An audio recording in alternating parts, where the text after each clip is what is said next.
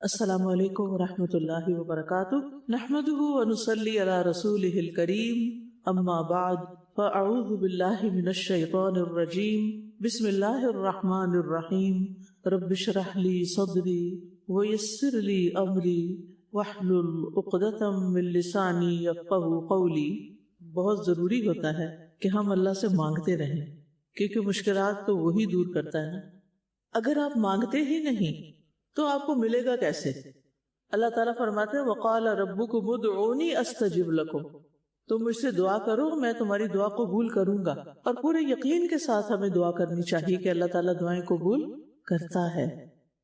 تو اس لیے مانگنا بے حد ضروری ہے، اور اللہ سے مانگنے میں کوئی شرم بھی نہیں ہوتی۔ بندوں سے مانگتے ہوئے شرم آتی ہے نا، حیا آتی۔ اور اس میں آپ دیکھیے کہ مانگنے میں صرف الفاظ کافی نہیں۔ یاد رہے گی یہ بات کہ آپ کچھ الفاظ دہرا دیں تو کافی نہیں ہے الفاظ، مانگنے کے لیے آپ کے دل کا حاضر ہونا ضروری ہے، کیونکہ حدیث میں آتا ہے کہ اللہ سبحانہ وتعالیٰ غافل دل کی دعا نہیں قبول کرتے۔ پھر مانگنے کے لیے ضروری ہے کہ آپ کے اندر جو چیز آپ مانگ رہے ہیں اس کے لیے بے قراری بھی ہو، تڑپ ہو، جذبہ ہو، شوق ہو، حقیقی خواہش ہو کہ یہ چیز آپ کو مل جائے۔ کیا یہ ممکن ہے کہ آپ تڑپ کے اللہ سے اللہ کی خشیت مانگیں، اللہ کی محبت مانگیں، اور وہ آپ کو دل کی سختی میں مبتلا کر دے؟ کیا وہ ایسے کرے گا؟ یعنی آپ مانگ کچھ رہے ہیں اور وہ آپ کو اس کے الٹ چیز دے۔ دنیا میں تو ایسے ہوتا ہے نا، آپ آرڈر کچھ کرتے ہیں خصوصاً آن لائن، اور پھر چیز کوئی اور آ جاتی جو آپ کو نہیں چاہیے ہوتی، تو آپ کا وقت بھی ضائع ہوتا ہے۔ یہ نہیں ہو سکتا کہ آپ اللہ کی یاد مانگیں اور آپ کو کیا ملے؟ غفلت۔ یہ نہیں ہوگا۔ آپ آخرت مانگیں اور آپ کو دنیا ملے۔ دنیا تو ملے گی جو آپ کی قسمت میں ہے۔ آپ دین پر چلنا چاہیں اور دین کی محبت مانگیں، آپ کا شوق ہے کہ قرآن حفظ ہو جائے اور آپ اس کے لیے دعا کریں اور آپ کو کوئی موقع ہی نہ ملے، یہ نہیں ہو سکتا۔ تو اس لیے جو شخص اپنے مانگنے میں سچا ہوتا ہے نا، اور تڑپ کے مانگتا ہے اور خشیت کے ساتھ مانگتا ہے اور یقین کے ساتھ مانگتا ہے، تو پھر کیا ہوتا ہے؟ اس کو مل جاتا ہے، وہ پا کے رہتا ہے۔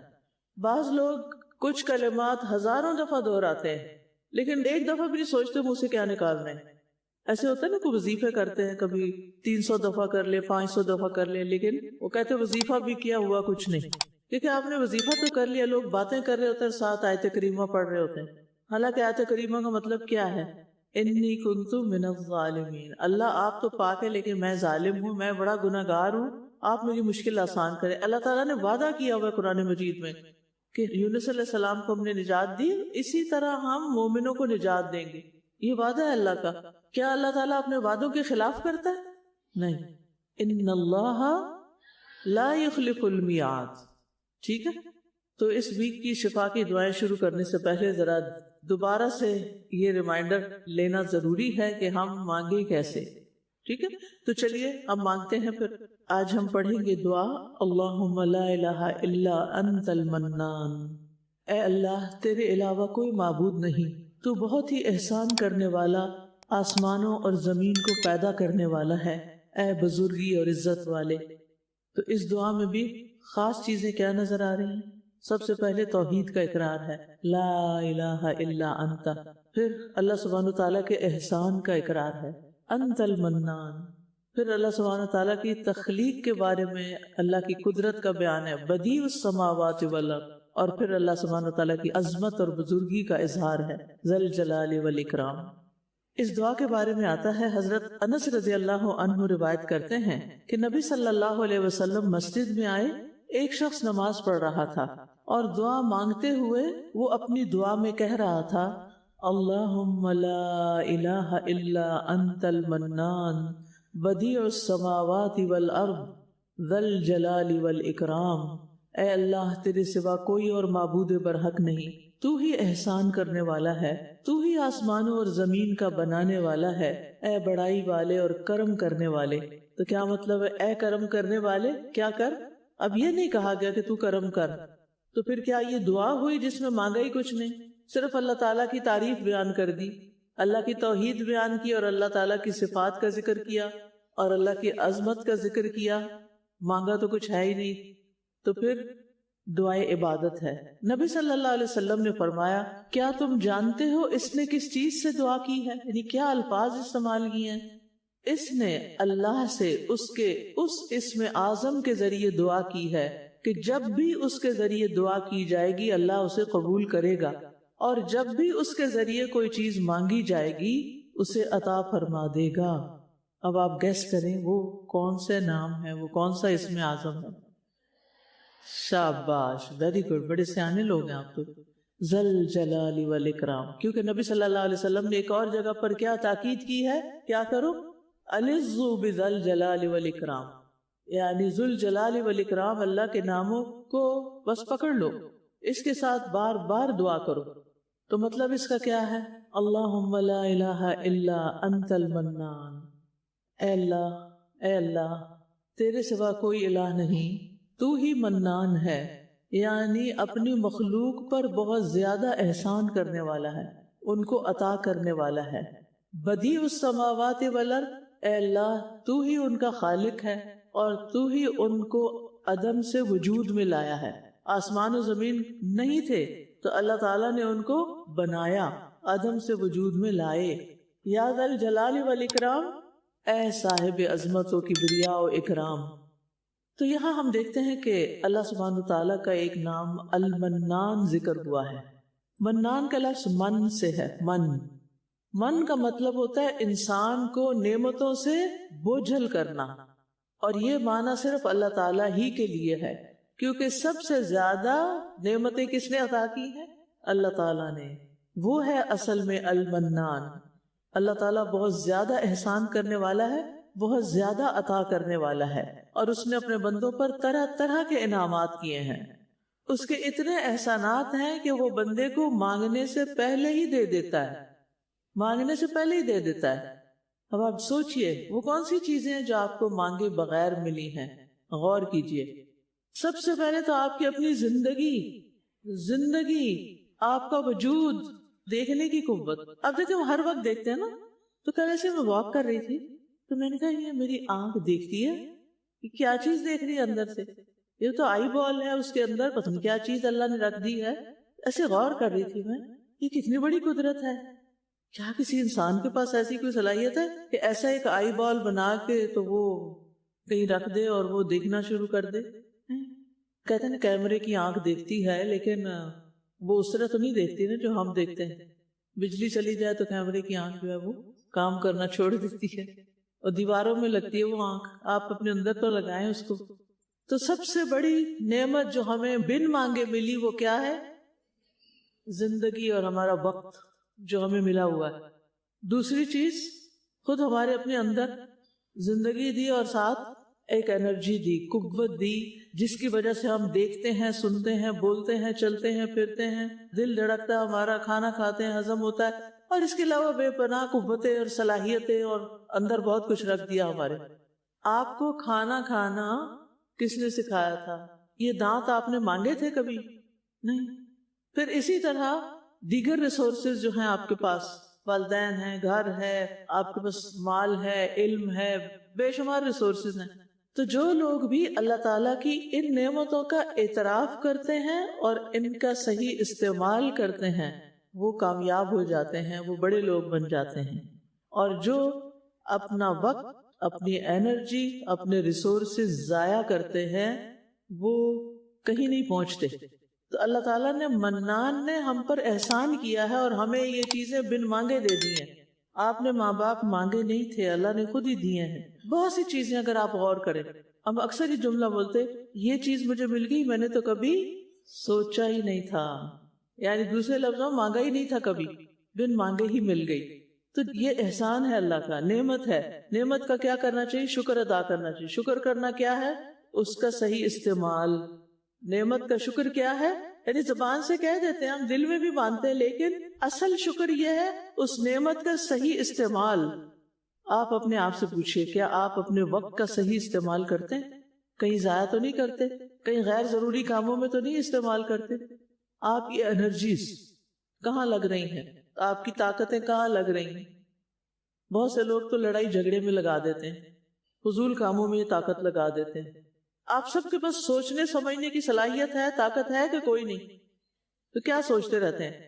تخریب کاری کی باتیں یا فساد کی، یا پھر کوئی پروڈکٹیو کہ کیا کرنا، اور کیا کریں، اور کیا کریں، اور کون سا اچھا کام کریں، اور کون سی نیکی کریں، یہ سوچتے ہیں؟ یا یہ سوچتے ہیں کہ فلاں کو کیا جواب دیں، اور فلاں کے ساتھ کیا معاملہ کریں، اور فلاں کی کیسے خبر لیں، اور یا یہ کہ اس نے مجھے کیوں کچھ کہہ دیا، وہ فلاں یہ کیوں کر رہا ہے، اور وہ سوشل میڈیا پہ پتہ نہیں کون کیا کرتا ہے، اس کے پیچھے خام خواہ کی خبریں پڑے جا رہے ہیں۔ یہ اللہ نے انرجیز اس لیے دی تھی، آنکھیں اس لیے دی تھی کہ لغویات اور واہیات دیکھیں ہم اسکرین پر۔ کیا خیال ہے، پوچھ ہوگی یا نہیں ہوگی؟ ہوگی۔ آپ سے اقرار کروانا چاہتی ہوں کہ جب ہوگی تو پھر کیا کرنا چاہیے؟ تو سیدھے ہو جانا چاہیے۔ اسی طرح بہت سے لوگ، ان کو جو وسائل ملے ہوئے ہوتے ہیں، کتنے بچے جن کو گاڑی مل جاتی ہے نا، ماں باپ دے دیتے، اچھا چلو یہ گاڑی تمہاری، کیا کرتے ہیں اس گاڑی پہ؟ وہ کبھی کسی ریسٹورینٹ جا رہے ہیں، کبھی کسی دوست سے ملنے جا رہے ہیں، کبھی کسی کھیل کود کو جا رہے ہیں، کبھی کہیں جا رہے ہیں، کبھی کہیں جا رہے ہیں۔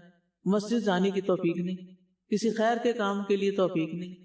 آپ نے دیکھا ہوگا اکثر سڑک پہ جاتی ہوئی بچوں کے پاس بعض اوقات اتنی قیمتی قسم کی گاڑی ہوتی ہے، ایسے گھسیٹ کے اس کو دوڑا رہے ہوتے ہیں، اور بعض مس یوز کر رہے ہوتے ہیں ان ریسورسز کو۔ اگر ریسورسز کی لسٹ بنانے لگے نا آپ، تو آپ حیران ہو جائیں کہ اتنے وسائل ہیں میرے پاس۔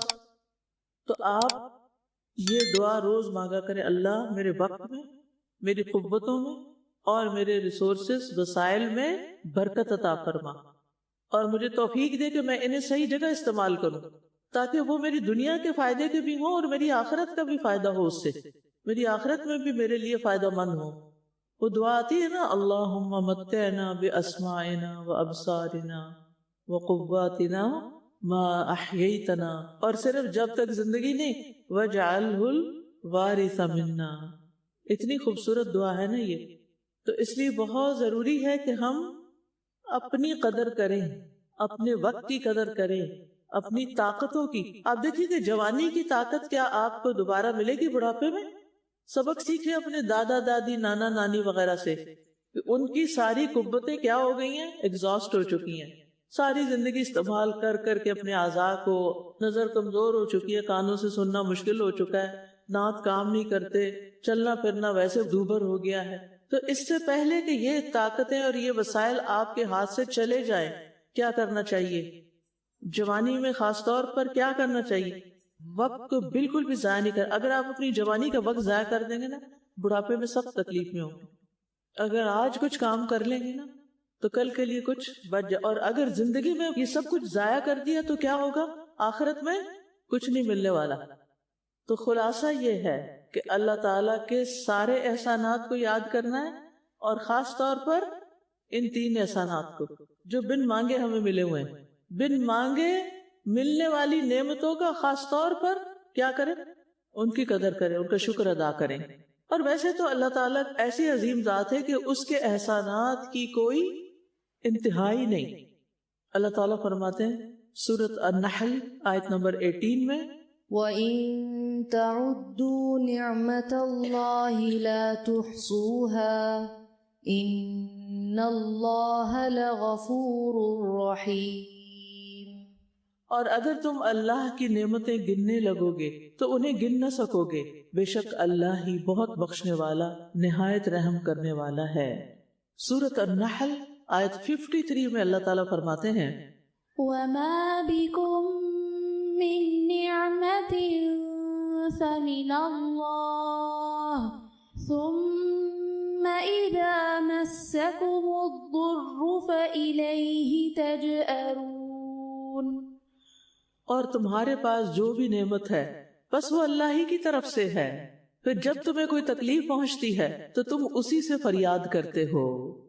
سورۃ لقمان آیت 20 میں اللہ تعالیٰ فرماتے ہیں، اور اس نے تم پر اپنی ظاہری اور باطنی نعمتیں تمام کر دی ہیں، یعنی کچھ نعمتیں ہمیں نظر آتی ہیں اور کچھ نظر نہیں آتی۔ تو بہرحال ہمیں نعمتوں پر غور کرتے رہنا چاہیے، کس طرح یہ کام کر رہی ہیں ہمارے لیے، جبکہ ہمارا کوئی حق نہیں ہے ان پر۔ ہماری زندگی، ہمارا وجود، ہمارا عقل اور شعور، ہمیں ملنے والی رزق روزی، صحت اور تندرستی، ہدایت اور ایمان، قرآن کریم سب سے بڑی نعمت، پھر ماں باپ کی طرف سے، بہن بھائیوں کی طرف سے، دوستوں اور رشتہ داروں کی طرف سے ملنے والی محبت اور ان کی کیئر، پھر زندگی کے اندر ملنے والا سکون اور اطمینان. کتنے ہی ملک ہیں، کتنے ہی لوگ ہیں جو جنگ کی حالت میں رہ رہے ہیں، ان کو نہیں پتا کہ کل ہم نے زندہ بھی رہنا ہے کہ نہیں. اللہ نے کتنا امن بخشا ہوا ہے آپ کو. پھر آزادی کی نعمت کہ غلام نہیں کسی کے، اختیار کی نعمت کہ آپ اپنی مرضی سے جو چاہتے ہیں کھاتے ہیں، پیتے ہیں، بہت سے کام کرتے ہیں. لیکن ہم ان نعمتوں کا کیا استعمال کرتے ہیں، کیسے استعمال کرتے ہیں؟ تو بہرحال ہر نعمت ایک امتحان بھی ہے، آزمائش بھی ہے. لہٰذا ہمیں کیا کرنا ہے؟ شکر گزار بنتے رہنا ہے، شکر ادا کرنا ہم پر لازم ہے. اور ناشکری جو ہے ہر اعتبار سے، عقل کے اعتبار سے بھی، دین کے اعتبار سے بھی نہایت ناپسندیدہ چیز ہے. اگر کوئی شخص ناشکرا ہے تو آپ کو اچھا نہیں لگے گا، آپ کا دل ہی نہیں اس کی طرف جانے کو کرے گا. اس کو اللہ نے اتنا دیا اور یہ کہتا ہے یہ بھی نہیں ہے وہ بھی نہیں ہے، صرف جو چیزیں نہیں ہے زندگی میں ان کی طرف توجہ ہے. اور پھر سب سے بڑی ناشکری کیا ہے؟ اللہ کو ایک نہ ماننا، اس کی عبادت نہ کرنا، اس کے احکامات نہ ماننا، جو اس نے ہمیں کرنے کو کہا ہے وہ نہ کرنا، اپنے مال، وسائل، صلاحیتیں یہ فائدے کے کاموں میں نہ لگانا، ان کو بیکار ضائع کر دینا. اور اگر کوئی شکر کرتا ہے تو اس کا فائدہ کس کو ہوتا ہے؟ خود اسی کو ہوتا ہے. انسان اللہ تعالیٰ کی ناراضگی سے بچ جاتا ہے، اور پھر اللہ تعالیٰ کی حفاظت ایسے شخص کو ملتی ہے جو شکر ادا کرتا رہتا ہے. اور شکر ادا کرنے کا سب سے بڑا طریقہ کیا ہے؟ کہ اگر اللہ نے جسمانی صحت دی ہے نا تو نماز کی پابندی کریں، مال دیا ہے نا تو اس کے راستے میں خرچ کریں، صحت دی ہے تو بیماروں کی کیئر کریں، اور اسی طرح جو کچھ بھی آپ کو ملا ہے اس کو صحیح جگہ پر استعمال کریں، صرف اپنے لیے نہیں، اوروں کے لیے بھی. اور یہ ایک عادت ہوتی ہے، شکر گزاری کیا ایک عادت ہوتی ہے. اور جس میں یہ عادت ہو گئی نا، جو شخص دنیا میں شکر گزار ہوگا جب وہ جنت میں جائے گا تو کیا کرے گا؟ وہاں بھی شکر کرے گا. الحمدللہ الذی ہدانا لہذا، الحمدللہ الذی صدقنا وعدہ، الحمدللہ الذی اذهب عنا الحزن. بہت سے شکر کے مواقع ہوں گے اس کے پاس. اور پھر آپ دیکھیے ہمارا دین ہمیں بتاتا ہے کہ ہم اللہ تعالیٰ کے ساتھ ساتھ بندوں کے بھی شکر گزار ہوں. ماں باپ کا شکر کیسے ادا کریں گے آپ؟ کیا کر کے؟ ان کی بات مان کے، ان کو خوش رکھ کے. اچھا پھر آپ دیکھیے کہ اللہ تعالیٰ کا جو نام ہے المنان، جو احسان کرنے والا ہے، تو کیا اللہ تعالیٰ نے ہمیں بھی احسان کرنے کا حکم دیا ہے؟ شکر گزاری تو ہے ہی، لیکن کیا احسان کا حکم ہمیں ملا ہے کہ ہم بھی بندوں پر احسان کریں؟ جی ہاں، ان اللہ یأمر بالعدل والاحسان وایتاء ذی القربى. پھر عبادات میں احسان، بندوں کے ساتھ معاملہ کرنے میں احسان. نماز میں احسان کیا ہوتا ہے؟ اچھے خوبصورت طریقے سے پڑھنا، وقت کی پابندی کے ساتھ پڑھنا. زکوٰۃ ادا کرنے میں احسان کیا ہے؟ کھلے دل اور شوق کے ساتھ ضرورت مندوں تک لے جانا. روزہ رکھنے بھی احسان کیا ہے؟ روزے کا گلہ شکوہ نہ کرتے رہنا، ہائے بڑی بھوک لگی، آج تو بڑی پیاس لگی، آج تو بڑا موسم خراب. آ رہے ہیں نا پھر دن روزوں کے، کون سے برا؟ عشرہ ذی الحج. اور سب لوگ کیا سوچ رہے ہیں؟ بڑی گرمی، کیا بنے گا؟ ایک صحابی تھے، وہ کہتے ہیں مجھے گرمیوں کے دن پسند اس لیے کہ میں اس میں لمبے روزے رکھ سکتا ہوں. کچھ لوگ ایسے بھی سوچتے ہیں جو ہم نے کبھی نہیں سوچا. وہ کہتے ہیں کاش رمضان ہمیشہ سردیوں میں ہی آتا. پھر آپ دیکھیے کہ اللہ نے ہم سے تقاضا کیا ہے کہ ہم ساری مخلوق کے ساتھ احسان کریں، اور پھر خاص طور پر ان لوگوں کے ساتھ تو ضرور کریں جن کا ہم سے کوئی رشتہ ہے، جن کا ہم پر کوئی احسان ہے. هل جزاء الاحسان الا الاحسان. ایک تو ہمارے احسان کا بدلہ اللہ تعالیٰ دیں گے نا جو اچھے اچھے کام کریں گے، اور دوسرا اگر کوئی بندہ احسان کرتا ہے تو واپس اس کے ساتھ بھی احسان. اور اس میں آپ دیکھیے کہ اللہ سبحانہ وتعالیٰ نے ایسے مواقع پر بھی احسان کرنے کا حکم دیا ہے جہاں عام طور پر لوگ انصاف بھی نہیں کرتے. مثلا قرآن مجید سے پتہ چلتا ہے کہ جب کسی عورت کو طلاق ہو جائے تو اس کو ایسے گھر سے کک آؤٹ نہیں کرو، ٹھڈے مار کے گھر سے باہر نہیں نکالو، بلکہ کیا کرو؟ احسان کے ساتھ رخصت کرو. فَإِمْسَاكُمْ بِمَعْرُوفٍ أَوْ تَسْرِيحٌ بِإِحْسَانٍ. یا تو بھلے طریقے سے روک لو یا بھلے طریقے سے رخصت کر دو. مَتَاعًا بِالْمَعْرُوفِ حَقًّا عَلَى الْمُحْسِنِينَ. متعلقہ عورتوں کو کچھ دے دلا کے رخصت کرو، اچھے طریقے سے فائدہ پہنچاؤ. طلاق ہو چکی ہے پھر بھی فائدہ پہنچاؤ، یہ محسنین پہ حق ہے، ان کو کرنا پڑے گا. اگر محسن بننا چاہتے تو یہ کرنا ہوگا. اور اگر کوئی احسان کرتا ہے تو اس کو اللہ سبحانہ وتعالیٰ جانتا، کیونکہ بعض اوقات ایسا ہوتا ہے نا، آپ کسی پر احسان کرتے ہیں لیکن جواب میں آپ کو وہ رسپانس نہیں ملتا جو آپ ایکسپیکٹ کر رہے ہوتے ہیں، تو پھر آپ کا دل ٹوٹ جاتا ہے، پھر آپ کیا سوچتے ہیں آئندہ نہیں کرنا ہم نے، یہ تو بڑے ہی کیا لفظ بولتے ہیں، بے وفا، بے قدر، بے مربت، بڑے بے مربت لوگ ہیں، ان کے ساتھ اب کچھ نہیں لینا دینا ہمارا۔ محسن ایسے نہیں کرتا، کیوں؟ کیونکہ وہ جانتا ہے وَإِن تُحْسِنُوا وَتَتَّقُوا فَإِنَّ اللَّهَ كَانَ بِمَا تَعْمَلُونَ خَبِيرًا، اور اگر تم احسان کرو اور تقوی اختیار کرو تو بے شک جو عمل بھی تم کرتے ہو اللہ اس کی خوب خبر رکھنے والا ہے۔ اللہ کو سب پتا چل گیا کہ آپ نے کیا کیا کیا، اس نے گن گن کے آپ کی نیکیاں لکھ رکھی ہیں، اور وہ بدلہ ضرور دے گا۔ اگر بندہ نہیں دیتا تو کیا کوئی نقصان ہو گیا ہمارا؟ نہیں، تو دل چھوٹا کرنے کی ضرورت ہی نہیں۔ پھر آپ دیکھیں معاشرے کے ان طبقات کے ساتھ احسان جو کمزور ہیں، یتیم ہیں، مسکین ہیں، بیوہ ہیں، پھر اسی طرح اپنے ملازمین اور مزدوروں کے ساتھ احسان، نرمی کا سلوک، جانوروں کے ساتھ احسان۔ آج کل کے موسم میں آپ جانوروں کے ساتھ کیا احسان کر سکتے ہیں؟ کس کس نے پانی رکھا ہوا ہے جس کو خود پیاس لگتی ہے اور اس کو دوسرے کی پیاس کا بڑے احساس ہوتا ہے؟ آپ کیا سوچتے ہیں؟ آپ کے پاس وقت نہیں یا کوئی برتن ہی نہیں، وہ کنالیاں ملتی ہیں نا مٹی کی، کتنے کی مل جاتی ہے؟ وہ 2-3 ہزار کی، 100 روپے کی، 200 روپے کی، چلو 500 کی، صحیح 500 کی 5 آ جائیں گے، ٹھیک ہے۔ تو کیا مشکل ہے کہ آپ دن کا کوئی ایک وقت مقرر کر لیں اور جا کے پانی ڈال دیں اس میں، اور ایسی جگہ رکھیں جہاں پرندے پیئیں بھی۔ اب پرندہ پی کے چلا جائے گا، آپ کو نہیں پتا کس نے پیا کیا نہیں، اور اس کا نام بھی یاد نہیں رہے گا اور اس کی شکل بھی یاد نہیں رہے گی، لیکن اللہ تعالیٰ کے ہاں اس کو لکھ لیا جائے گا کہ اس بچی نے جو پانی رکھا تھا اس میں اتنے پرندوں نے آج پیا۔ اور اگر آپ خود نہیں نہ رکھ سکتے، کوئی وجہ ہے، مثلاً مصروفیت ہے کوئی بھی، تو گھر میں کسی کی ذمہ داری لگا دیں، کسی بچے کو کہہ دیں، اگر ملازمین ہیں آپ کے پاس ان کی ذمہ داری لگا دیں، بس آپ خود چیک کر لیا کریں پانی رکھا گیا، ٹھیک ہے۔ جب بارش ہوتی ہے پھر تو ہوتا ہے، لیکن جب بارش نہیں ہوتی آپ دیکھیں کہیں پانی نہیں نظر آ رہا ہوتا نا عام طور پر، تو سارے پرندے اب راول ڈیم تو نہیں جا سکتے، تو وہ آپ کے گھروں میں آتے ہیں، آپ ان کی عزت کریں، ان کو پانی پلائیں۔ پھر اسی طرح آپ دیکھیے کہ مسلمز کے علاوہ نان مسلم کے ساتھ بھی احسان، حتیٰ کہ دشمنوں کے ساتھ بھی احسان۔ قرآن مجید میں آتا ہے سورۃ فصلت آیت 36، بدی کو اس طریقے سے دور کیجئے جو بہترین ہو، تو اچانک وہ شخص کہ آپ کے اور اس کے درمیان عداوت ہے ایسا ہوگا گویا کہ وہ نہایت گہرا دوست۔ کیا نسخہ بتا دیا اللہ نے دشمنوں کو دوست بنانے کا، اور یہ چیز صرف اس کو دی جاتی ہے جس نے صبر کیا، اور یہ چیز اس کو دی جاتی ہے جو بڑے نصیب والا ہو۔ نصیب والے ہوتے ہیں ایسے لوگ جو دشمنوں کے ساتھ احسان کر سکتے ہیں۔ بچوں کے تو کوئی دشمن نہیں ہوتے، لیکن ذرا بڑے ہو جاتے ہیں نا ماں باپ، تو ان کے بہن بھائی بھی ایک دوسرے کے دشمن بن جاتے ہیں۔ آپ کا کیا خیال ہے جو قتل و غارت ہوتی ہے یہ دشمنی کے بغیر ہوتی ہے؟ کیا کوئی دن ایسا گزرتا ہے جس میں پاکستان میں قتل نہ ہوتے؟ کسی دن کی اخبار اٹھا کے دیکھیں۔ ایک دفعہ میں نے اس طرح کا کام کیا تھا، جب اخبار پڑھتے تھے نا پیپر پر، تو میں روز دیکھتی تھی کہ آج ہے کوئی ایسی خبر جس میں قتل کا ذکر ہو؟ ایوری ڈے، کبھی عورت، کبھی مرد، کبھی بچہ، کبھی ایک، کبھی کئی۔ کتنی عجیب بات ہے، ہم سمجھتے ہیں دشمن کو مار کے قتل کر کے ہم اپنا مقصد، اپنا آبجیکٹو اچیو کر لیں گے، کیا ایسا ہی ہے؟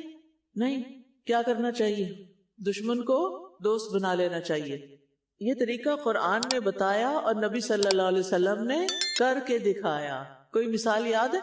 ابو جہل کے بیٹے اکرمہ، جن کو میں نے اسلام نہیں قبول کرنا، چھوڑ کے چلے گئے مکہ، جس کشتی پہ جا کے بیٹھے ملک چھوڑ رہے تھے کہ اب اس ملک میں نہیں رہنا، بھاگ رہے تھے وہاں سے، کشتی ڈوبنے لگی، طوفان آ گیا، ہوش آ گئی، کیونکہ جب انسان پہ سخت مصیبت آتی ہے نا تو اس کو ہوش آ جاتی، میرے اندر کیا غلطی ہے، میں کہاں غلط ہوں، پھر اس کو اللہ بھی یاد آتا ہے جو عام دنوں میں بھولا ہوا ہوتا ہے، تو سب بتوں وغیرہ کو چھوڑ کے صرف اللہ کو پکارنے لگے کہ یہی تو بات ہے جو محمد جس چیز کا ہمیں سبق دیتا ہے، اور ہم کیوں اس کی مخالفت کر رہے ہیں۔ بہرحال مسلمان ہوئے اور اس کے بعد انہوں نے بڑے بڑے کارنامے کیے۔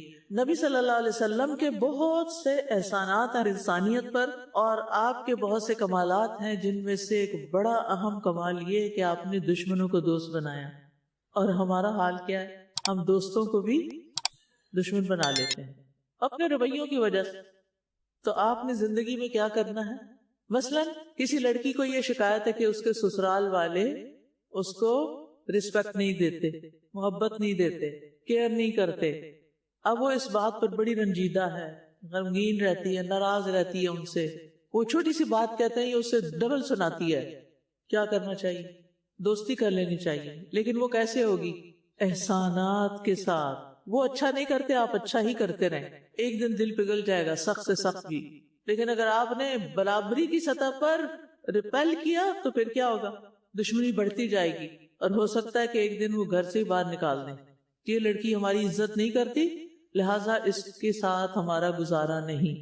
خاص طور پر جب شروع میں شادی ہوتی ہے نا، لڑکی کی بہت سی ایکسپیکٹیشنز ہوتی ہیں اور اس کو ڈیلنگز نہیں آتی کہ کیسے میں نے گزارا کرنا ہے.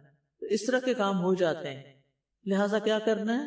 جو آپ کے ساتھ زیادتی کر رہا ہو اس کو معاف کر دیں، اور زیادتی روکنے کے لیے کوئی اچھا طریقہ اختیار کریں. اس نے اگر آپ کی کیئر نہیں کی، عزت نہیں کی، آپ اس کی کرنا شروع کر دیں. بعض عورتیں اپنے شوہر کے ساتھ ضد لگا بیٹھتی، تم نے میری یہ فلاں بات نہیں مانی، میں بھی تمہاری کوئی بات نہیں مانوں گی. کیا ایسے گھر بس سکتے ہیں، چل سکتے ہیں؟ وہاں محبتیں پنپیں گی، جنم لے گی، یا کچھ اور نفرتیں؟ اور شیطان تو چاہتا ہی ہے کہ نفرت ہو میاں بیوی کے درمیان. اگر انسان کو کوئی بات نہیں بھی اچھی لگ رہی، تھوڑی دیر صبر کر جائے. اچھا ٹھیک ہے، دیکھتے ہیں، سوچتے ہیں، اچھا بعد میں اس پہ بات کر لیں گے. یعنی کسی طرح اس ٹینس سچویشن کو کیا کریں، ڈھیلا کر دیں. رسی ڈھیلی کب ہوتی ہے؟ جب اس کو چھوڑ دیا جائے. اچھا اسی طرح مالی معاملات میں بھی احسان ہوتا ہے مال کے ساتھ. وہ کیا ہوتا ہے؟ قرض کی مدت بڑھا دیں، یا اس کو معاف کر دیں. یا آپ کو بزنس مین ہیں تو آپ کی درجن 12 کی بجائے 13 کی، درجن 13. یاد رہے گی بات، درجن 13.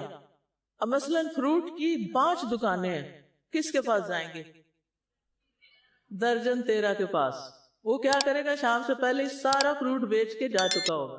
اور دوسروں نے جو بچایا تھا نا، درجن 12 والوں نے، وہ شام کو باسی ہو جائے گا یا اگلے دن تک جانوروں کے کام آئے گا. وہ ان پر احسان ہو جائے گا. تو آپ نے کیا کرنا ہے؟ درجن 13 کا اصول یاد رکھنا ہے. کسی نے آپ کو 12 دیا، آپ نے لوٹاتے ہوئے 13 دینے ہیں. وہ فکس کر کے نہیں جو سود بن جاتا، وہ نہیں. احسان کا معاملہ کرتے ہوئے آپس میں چھوٹا موٹا لین دین.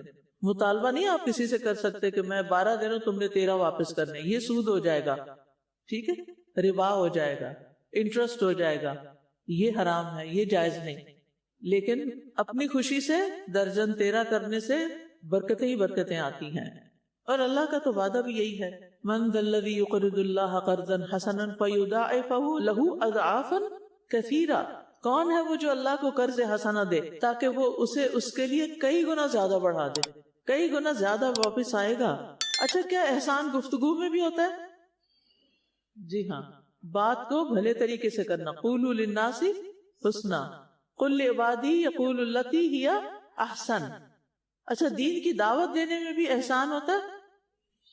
جی ہاں، کسی کو اچھی بات بتانی ہے تو کیا آپ ٹھگ سے بتائیں گے؟ اور امر بالمعروف کرنا ہے تو جھڑک کے کریں گے، ڈانٹ کے کریں گے، یا نرمی سے کریں گے؟ بات نرمی سے کریں گے، پیار سے کریں گے. اسی طرح اگر آپ کسی کو گھر میں ویلکم کر رہے ہیں یا آپ کسی کی باتوں پہ صبر کر رہے ہیں تو اس میں کیسے احسان ہوگا؟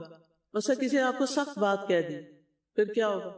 آپ نے صبر جو کیا وہ احسان ہوگا. وہ کہا جاتا ہے اذا صبرت اصبر بلا شکوہ. اگر تم صبر کر رہے ہو نا تو شکوے کے بغیر صبر کرو. شکوہ نہ کرنا. وہاں آپ کہتے میں نے بڑا صبر کیا، یہ کہنا ہی شکوہ ہے، بڑا صبر کیا ہے. واقعی اگر کیا ہوتا تو پھر یہ تھوڑی کہتے وَإِذَا هَجَرْتَ وَهْجُرْ بِلَا أَذَى. اور اگر تم کسی کو چھوڑ رہے ہو، مثلا گھر چھوڑ رہے ہو، کسی انسان کو چھوڑ رہے ہو، بیوی کو چھوڑ رہے ہو، کچھ چھوڑ رہے ہو، تو کیا کرو؟ اذیت دیے بغیر چھوڑو. بہت سے لوگ کرائے کے گھروں میں رہتے ہیں، پھر مالک کیا کہتا ہے کہ گھر خالی کر دو. اب آپ کو غصہ آتا ہے کہ یہ کیوں اسے خالی کرا رہا ہے، تو پھر آپ کیا کرتے ہیں؟ احسان کا رویہ کیا ہے؟ چلو اس نے ذاتی کیا، وقت سے پہلے کانٹریکٹ ختم کر دیا اور ہمارے لیے مشکل ہو گئی ہے، لیکن ہم نے کیا کرنا ہے؟ کیا کریں گے؟ کوئی تارے شارے کاٹ کے، کوئی الماریاں توڑ کے، کوئی واش روم خراب کر کے نکلیں گے، بدلہ لے کر بھگتے. اب وقت سے پہلے کیوں کہا؟ نہیں. کیا کرے؟ احسان کیا؟ اچھے سے ہاتھ ملا کے رخصت ہوں، اچھا سا گھر چھوڑے پیچھے. وَإِذَا صَفَحْتَ فَاصْفَحْ بِلَا عِتَاب. اور اگر تم کسی سے درگزر کرو تو بغیر عتاب کے، جتائے بغیر. وَاعْلَمْ أَنَّ اللَّهَ عَزَّ وَجَلَّ وَصَفَهَا كُلَّهَا بِالْجَمَالِ، جان لو کہ اللہ عز و جل نے ان ساری چیزوں کو خوبصورتی کے ساتھ کرنے کا حکم دیا. فَاصْبِرْ صَبْرًا جَمِيلًا وَاهْجُرْهُمْ هَجْرًا جَمِيلًا وَاصْفَحِ الصَّفْحَ الْجَمِيلَ. تو ان اللہ جمیل یحب الجمال، تو کاموں کو کیسے کرنا ہے؟ خوبصورتی کے ساتھ. ٹھیک ہے، سمجھ آ گئی؟ اب آپ کا یہ رویہ ہوگا نا، اگر اللہ المنان ہے تو پھر آپ کو کیا کرنا چاہیے؟ زندگی اس طرح گزارنی ہے، خوبصورتی کے ساتھ گزارنی ہے، احسان کرتے ہوئے گزارنی ہے، اور جو اس پر عمل کرتے ہیں ان کی زندگی خوبصورت ہو جاتی ہے. مجھے یاد ہے کہ بچپن میں جب کبھی میں نانی کے گھر جاتی تھی نا سیال کوٹ میں، تو وہاں پہ ایک کلچر تھا کہ جو شاپ کیپر ہے کچھ بھی ہم مجھ سے لے رہے ہیں تو ایک ورڈ ہوتا تھا جھونگا، وہ ضرور ڈالتا تھا. تو اس وقت ہمیں سمجھ نہیں آتی تھی، تو یہ وہ 13 والا کانسیپٹ ہے. بالکل. مجھے اچھی طرح یاد ہے بچپن میں جب سبزی خریدتے تھے تو دھنیا کی وہ قیمت نہیں لگاتے تھے، دھنیا پودینہ ہمیشہ ایکسٹرا دیا جاتا تھا، چیری اینڈ ٹاپ. ابھی یہ جیسے بات ہو رہی تھی نا کہ جیسے جاب چھوڑ کے جاتے ہیں یا ریزائن کر کے جاتے ہیں تو بعض لوگ کیا کرتے ہیں کہ پوری طرح ہینڈ اوور نہیں کرتے. بعض اوقات ہم شکایت دوسروں کی کرتے ہیں حالانکہ قصور ہمارا اپنا ہوتا ہے، ہمیں اپنی غلطی نظر نہیں آ رہی ہوتی، بلیم دوسروں کو کر رہے ہوتے ہیں. بے شک میں تجھ سے سوال کرتا ہوں کہ میں گواہی دیتا ہوں کہ یقیناً تو ہی اللہ ہے، تیرے سوا کوئی الہ نہیں، تو ایک ہے، بے نیاز ہے. ایسی ذات ہے جس نے کسی کو جنم نہیں دیا اور نہ ہی وہ جنم دیا گیا اور نہ ہی اس کا کوئی ہمسر ہے. اس دعا کے بارے میں عبداللہ بن بریدہ روایت کرتے ہیں کہ ان کے والد کہتے ہیں کہ رسول اللہ صلی اللہ علیہ وسلم نے ایک شخص کو دعا کرتے ہوئے سنا اور وہ یہی دعا پڑھ رہا تھا تو آپ نے فرمایا تو نے اللہ کے اس نام سے سوال کیا ہے کہ جب اس سے اس نام کے ساتھ مانگا جائے تو وہ عنایت فرماتا ہے، دعا کی جائے تو قبول کرتا ہے. تو اس دعا میں وہ کون سا نام ہو سکتا ہے؟ الاحد الصمد، الصمد. تو اس دعا میں اللہ تعالیٰ کی جن صفات کا ذکر کیا گیا ہے وہ سورۃ اخلاص میں ذکر کی جا چکی ہیں. اور ویسے بھی آپ جانتے ہیں کہ اللہ کے اسماء و صفات کے واسطے سے دعا کرنا دعا کی قبولیت کا باعث ہوتا ہے. اس سے دعائیں قبول ہوتی ہیں کیونکہ اللہ تعالیٰ نے خود حکم دیا وَلِلَّهِ الْأَسْمَاءُ الْحُسْنَى فَادْعُوهُ بِهَا، اللہ کے اچھے اچھے نام ہیں، ان ناموں کے ساتھ اس کو پکارو. تو اللہم انی اسألک، اے اللہ بے شک میں تجھ سے ہی سوال کرتا ہوں، تیرے آگے ہاتھ پھیلاتا ہوں، تجھ سے مانگتا ہوں کیونکہ تو ہی میرا معبود ہے اور تیرے سوا تو کوئی ہے نہیں. انی اشہد انک انت اللہ، اور پھر میں گواہی دیتا ہوں کہ تو ہی اللہ ہے. انک انت اللہ، میں دل و جان زبان سے کہتا ہوں کہ تو ہی اللہ ہے، تو ہی الہ ہے. لا الہ الا انت، تیرے سوا کوئی الہ ہے ہی نہیں. اب آپ سوچئے کتنی شدت سے توحید کا اقرار ہے. الاحد، اکیلا، ایک. احد کا معنی ایک، اکیلا جو تھا نا لونلی کے معنی میں استعمال ہو، ایک. واحد، احد، جس کی کوئی مثال نہیں، جس کا کوئی ند نہیں، جس کا کوئی شریک نہیں، اس جیسا کوئی بھی نہیں.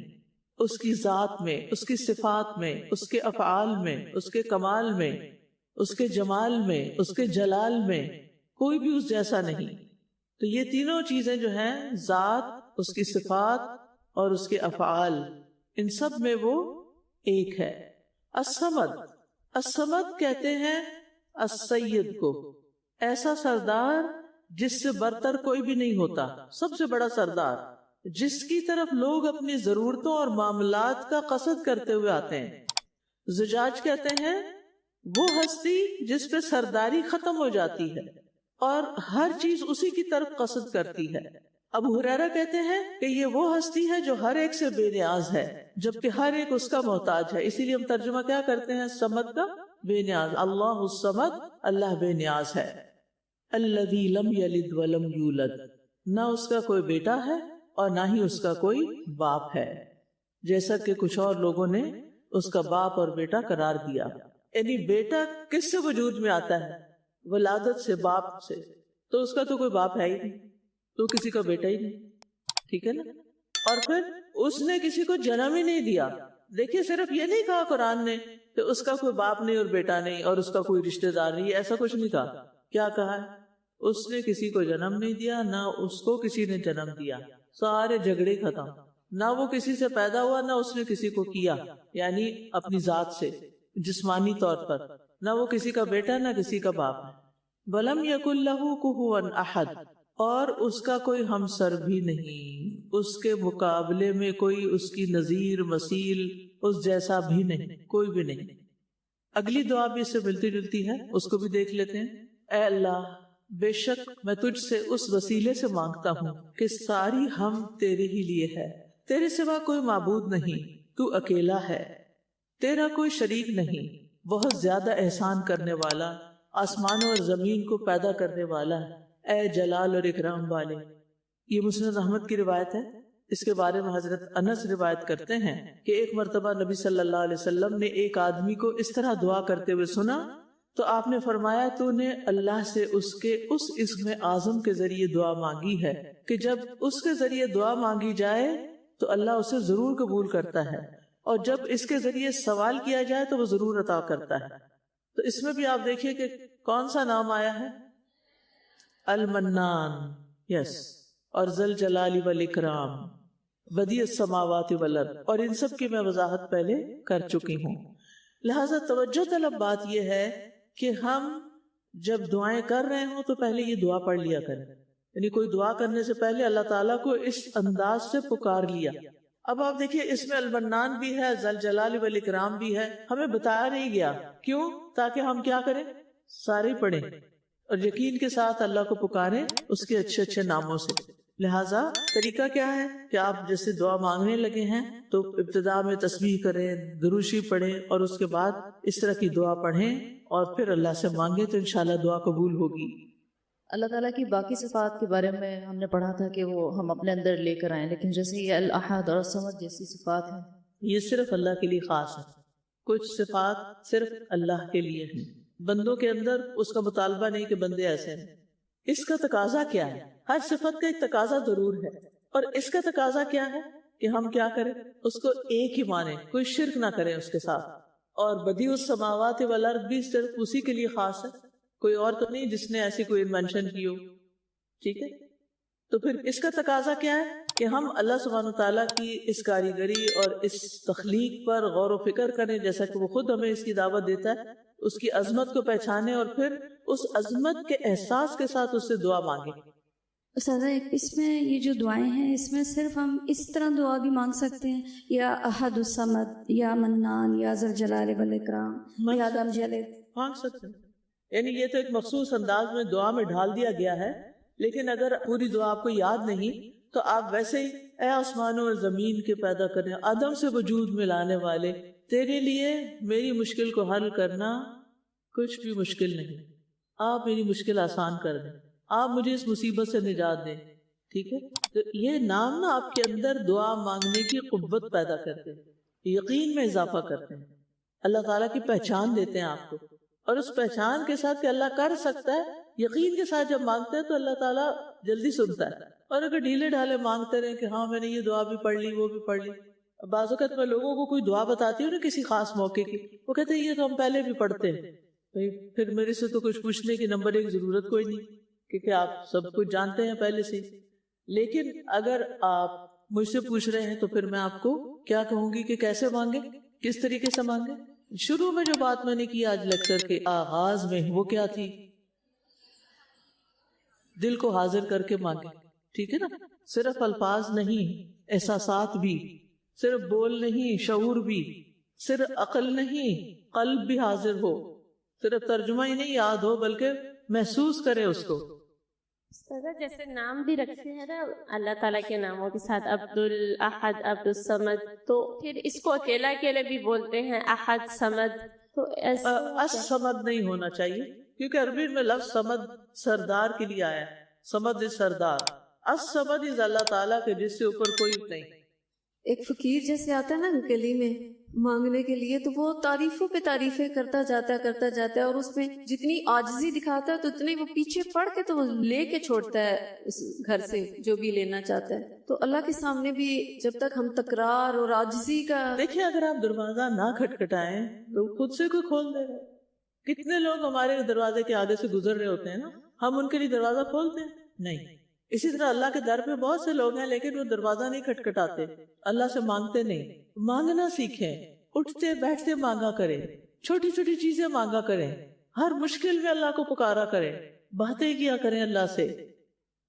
السلام علیکم استاذہ. وعلیکم استاذہ الغنی اور الصمد میں ڈفرنس کیا ہوگا پھر؟ بے نیاز. غنی غنا بے نیاز وہ اور معنوں میں ہے, یعنی وہاں جو ہے نا غنا سے اس کا تعلق ہے, یعنی مال دولت یا ریسورسز کے لیے. ہاں ریسورسز سے, ان سے ریسورسز سے بے نیاز, اس کے بغیر بھی سب کچھ کر سکتا ہے. اس کو ہمارا مال نہیں چاہیے, اگر ہم صدقہ کرتے تو اس کو نہیں چاہیے, وہ غنی ہے, سارے خزانے اس کے پاس ہیں. لیکن الصمد وہ سردار جس کی طرف مشکلات میں حاجات میں رجوع کیا جاتا ہے, جس سے اوپر اور کوئی بھی نہیں, وہ کسی کا محتاج نہیں, سب اس کے محتاج ہیں.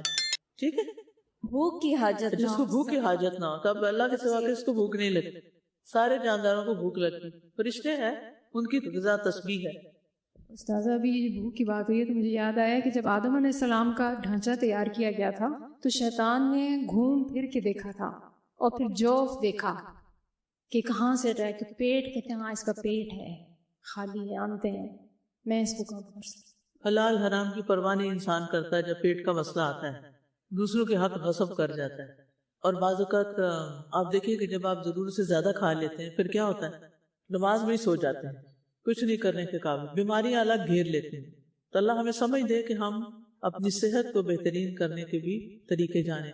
وآخر دعوانا ان الحمد للہ رب العالمین. سبحانک اللہم وبحمدک, اشہد ان لا الہ الا انت, استغفرک واتوب الیک. السلام علیکم ورحمۃ اللہ وبرکاتہ.